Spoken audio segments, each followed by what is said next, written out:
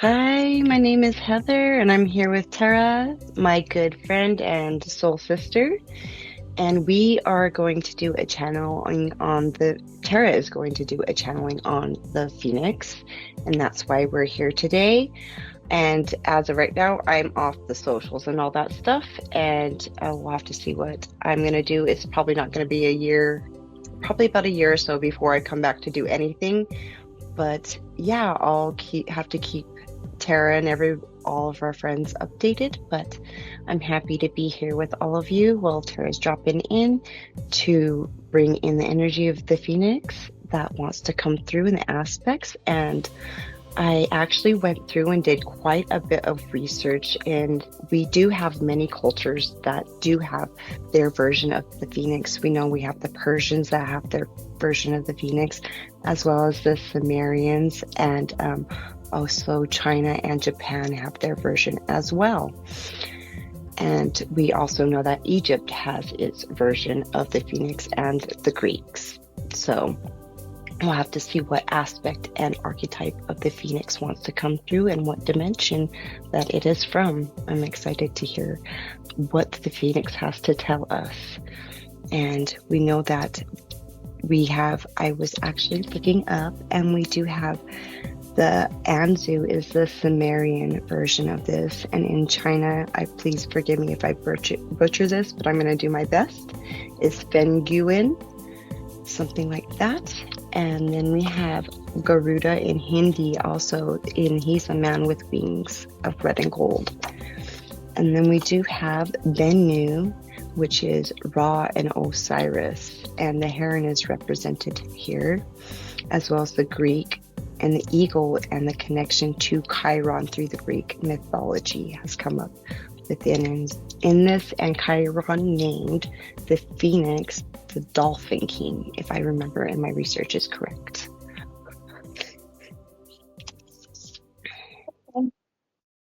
Okay, hello, how are you?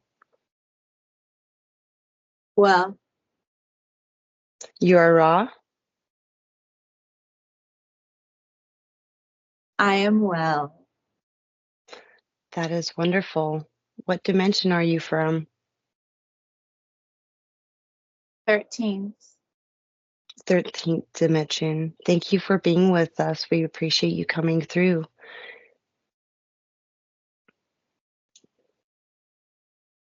Okay, I have some questions for you. We know that you're related to the sun, and there's a special connection there. And so I'm going to ask a question. In many cultures, you're connected to the sun. What is the connection to the dragons? The dragons were, well, I suppose you can consider them our ancestors that reside in the seventh dimension, sometimes within the sixth. But dragons, as you know it, fire breathing with wings. That would be the energy, perhaps not the form, as there is no form in the seventh dimension and in the eighth. And they would be precursors to us, although you know that time doesn't exist. So they exist just as much as we exist. Okay. Can you explain the union between them? There are many branches, much like a family tree. So many would consider dragon beings to be something of a mixture of reptilian, which later became draconian and became the dragons that you know now. But they were mixed with blue avian, and together they became what is now known as dragon. Later, when the dragon ascended and moved beyond its genetic code, it became source energy itself, much like all beings eventually return to source and are source.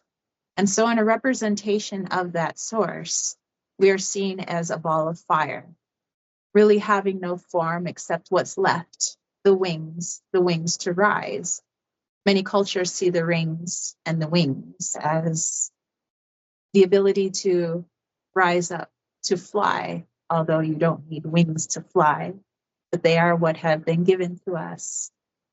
But that is why we are seen as entirely fire and not just a fire-breathing dragon.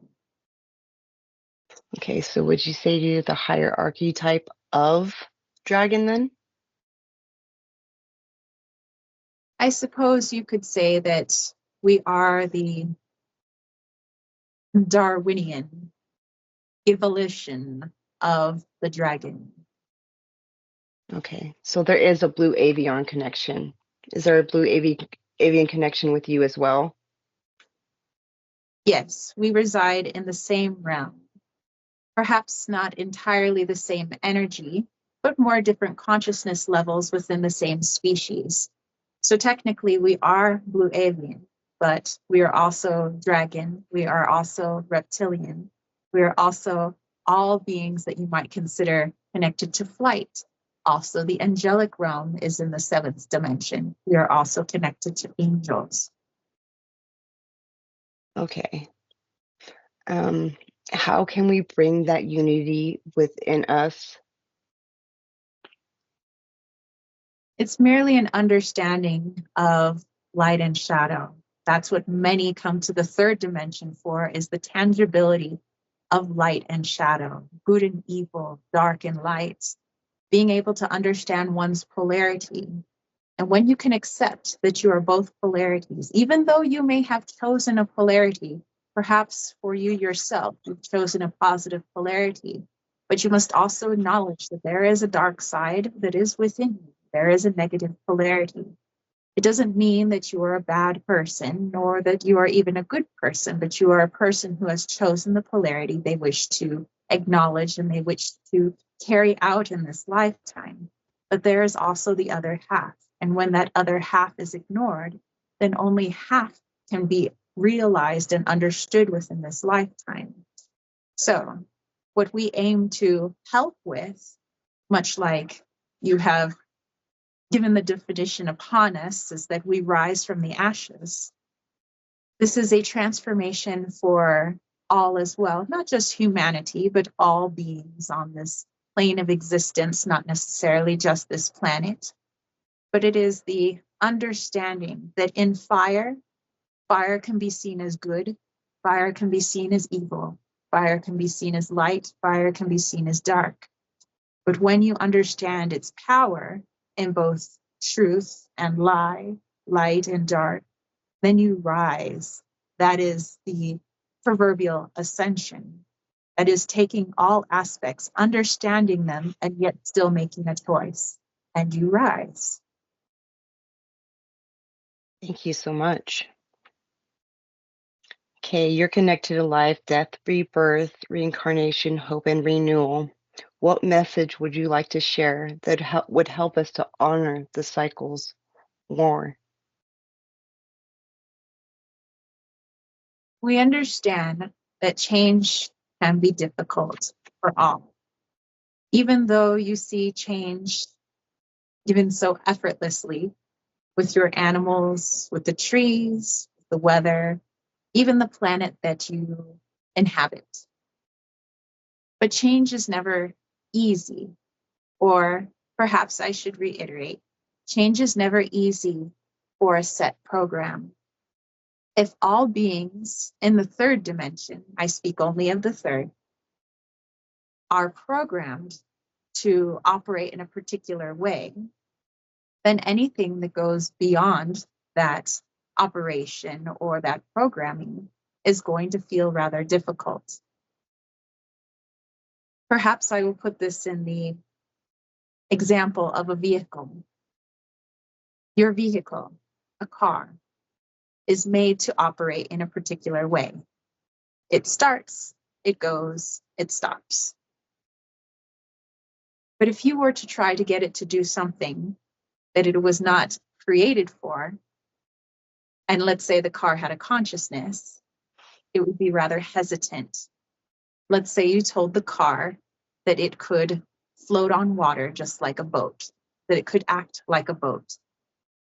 It would not believe you because that's not its programming. It would say, I have an engine, I have oil, I have gasoline, I have all of these things that make me a motorized vehicle for land and not so much for water.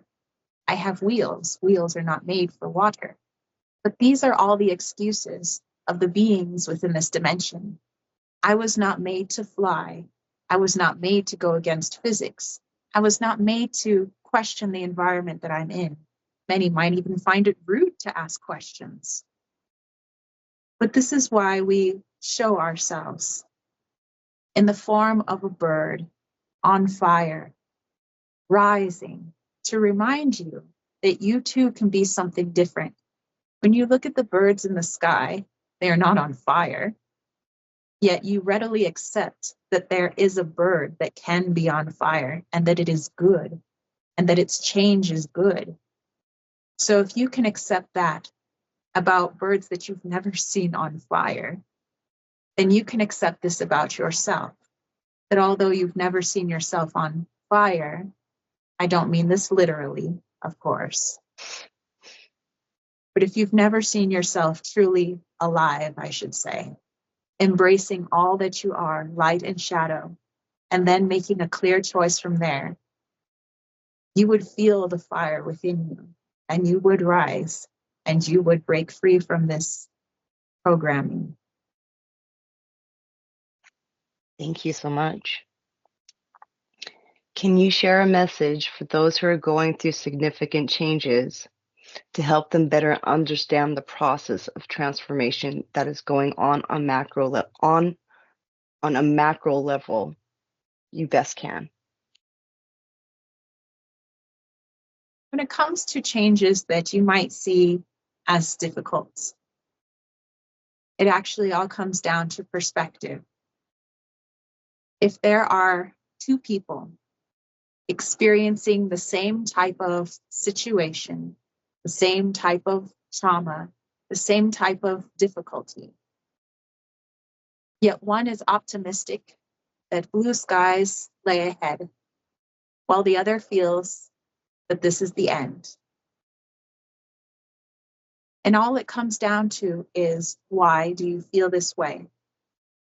If you truly are going through something difficult and you feel like, I cannot see the light, this might be the end, then ask yourself why your programming is telling you this. Perhaps it's just scared of going to a place it's never been before, being in situations it's never been before, seeing you as you've never been before, acting, speaking, behaving as you never have been before. The ego would be quite frightened. So listen to it. Ask it why it's scared.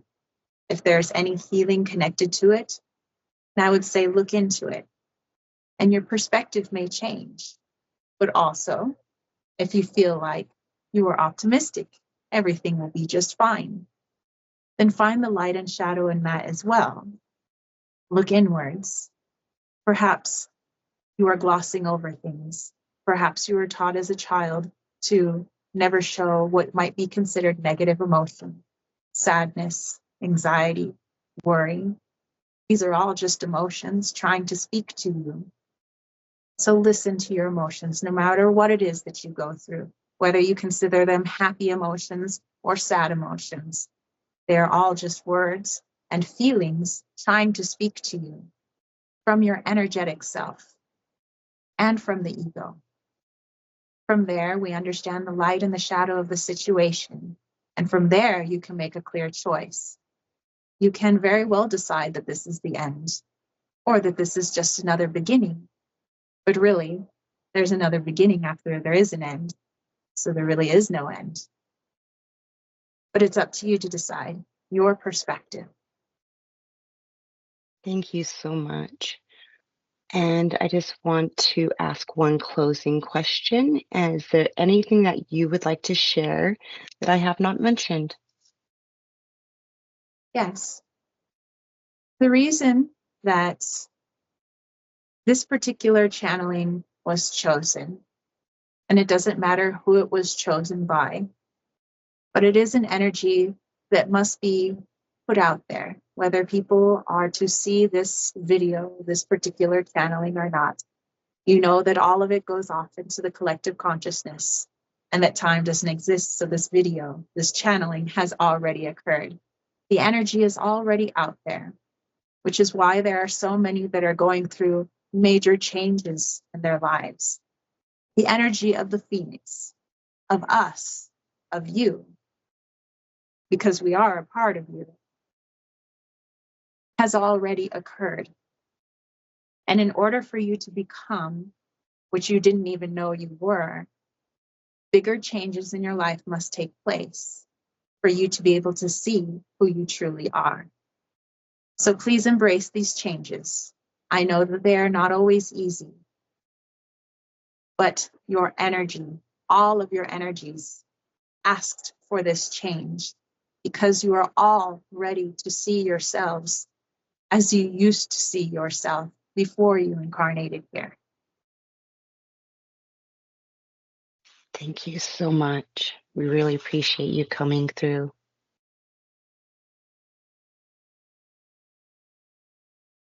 Cherentai Hanekdio.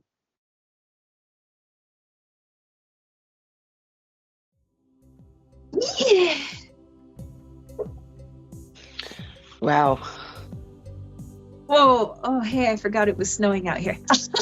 So hot right now. Hey. Yeah, that was amazing. Raw came through, so wow. Wow. It's probably why you're really hot. That Um, was amazing. Do you remember anything?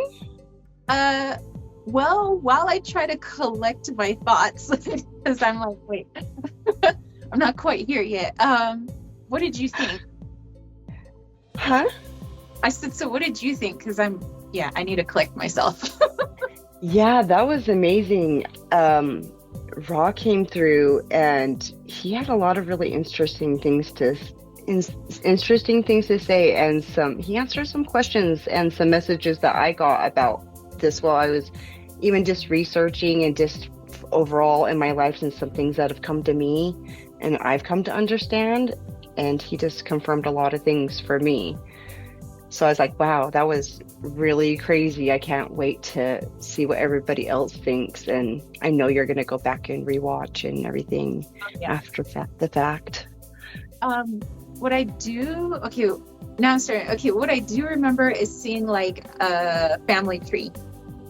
And they're showing me like reptilians and dragons and angels and like dinosaurs and like like all these things, and then like blue avians, and then other like bird species that I'm not really familiar with, that are, I mean, not like human bird species. I'm talking about like, you know, other dimensional bird species, just like how they're all kind of connected. And they are like the I don't know, it's like the stage just before you ascend into a new like universe. So like they're like, we're like at the, not really the end of this universe, but like they've lived all the things that they need to live, you know, all the dimensions within this universe, and it's like they're ready for the next one. And that's why it's like they're seen as like a ball of fire, because like they have just become source again, just like we all do, but they're just like ready to go. Yeah, I had quite a few other questions, and it was actually involving some of what you're talking about. So it was kind of crazy that it's coming up in that aspect. That energy was really powerful too, because I was like, my whole body was vibrating while you were channeling. I was just like, wow. It felt, well, I'm not cold anymore, so it literally heated me up, but I'm like, hey, thanks. Actually now I'm starting to cool down, but yeah, while I was channeling, it felt like I was literally on fire. Like there was a fireplace here, and I'm just like, wow, it's really hot out here. And I kind of forgot it was snowing. So yeah, that was cool. Yeah, I definitely have to go back and rewatch it. I encourage everybody who watches this video, let us know what your thoughts were. If you have questions, like let's start a discussion.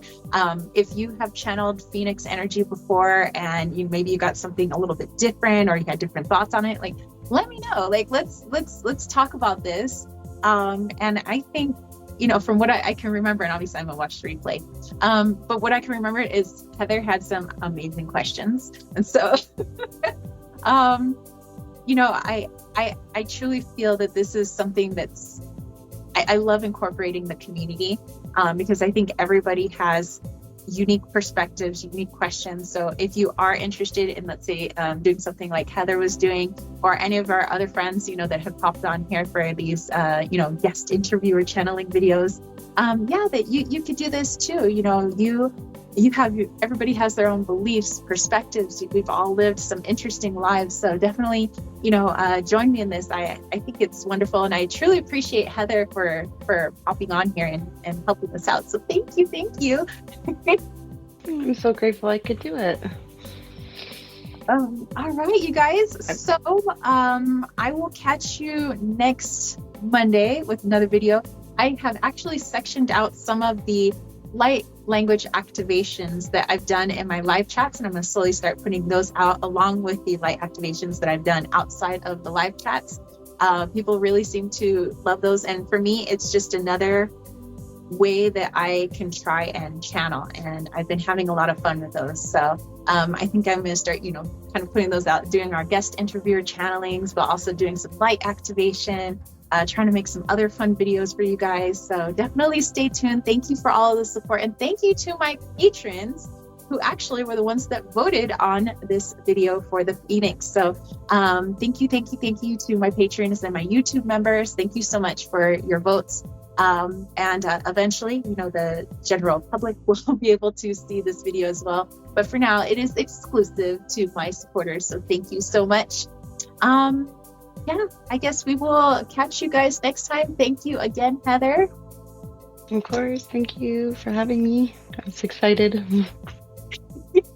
And we'll see what you guys vote on next. So catch you later. Peace, love, and chicken grease. Peace out. Bye, guys.